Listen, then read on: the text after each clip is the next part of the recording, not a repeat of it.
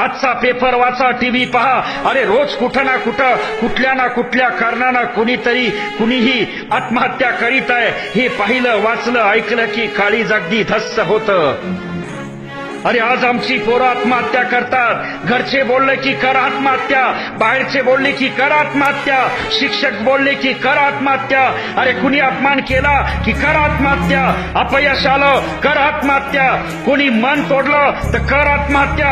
अरे कर्ज झालंय कर आत्महत्या, पेपर अवघड गेला कर आत्महत्या, कुणी दगा दिला की कर आत्महत्या, अरे हट्ट नाही पुरवला की कर आत्महत्या, टेन्शन आलं कर आत्महत्या, बायकोनं त्रास दिला कर आत्महत्या, नवऱ्यानं छळलं कर आत्महत्या, मुलगी झाली कर आत्महत्या.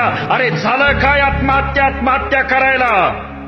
अरे कित्येक मुलं मुली पुरुष महिला अशा आत्महत्या करतात केवळ एका कारणामुळं, एका दुःखानं. असं का करतात? आपण आपल्याला आलेल्या संकटाशी का लढत नाही? का लगेच हार मानतो? अरे आपलं दुःख संकट एवढं मोठं आहे की ते लगेच जीव द्यावा. अरे काय चाललंय हे? आपण शिवाजी संभाजी महाराजांच्या महाराष्ट्रात राहतोय आणि आत्महत्या करतोय. यासारखं दुसरं दुर्दैव ते काय? एवढी संकटे शिवरायावरती आली पण कधी मनाला विचारही नाही शिवला की आत्महत्या करावी.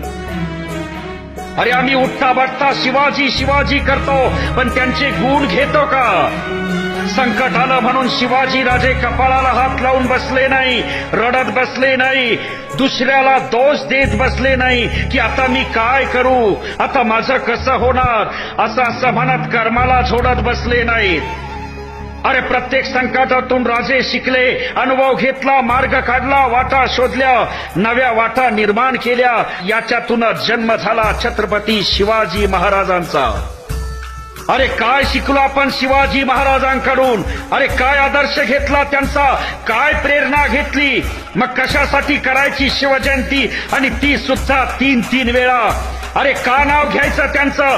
का जय जयकार करायचा? कधी याचा विचार करणार आहोत का नाही आम्ही? शिवबाचा छत्रपती शिवबा होणे ही सामान्य वाटचाल नव्हती. ही काटेरी वाट चालले. दुःख सहन केलं, अपमान सहन केलं.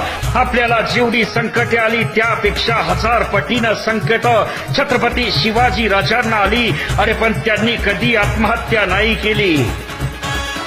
मग आपण याचा थोडा तरी विचार करायला हवा ना? माझ्या मित्रांनो, यासाठी शिवचरित्र वाचा. अरे मग कळण कसं लढायचं ते संकटाशी. अरे हे दुःख त्यालाच कळेल ज्याच्या जवळची व्यक्ती आत्महत्या करून कायमचं सोडून गेली, कायमच्या आठवणी सोडून. जय हिंद, जय महाराष्ट्र. धन्यवाद.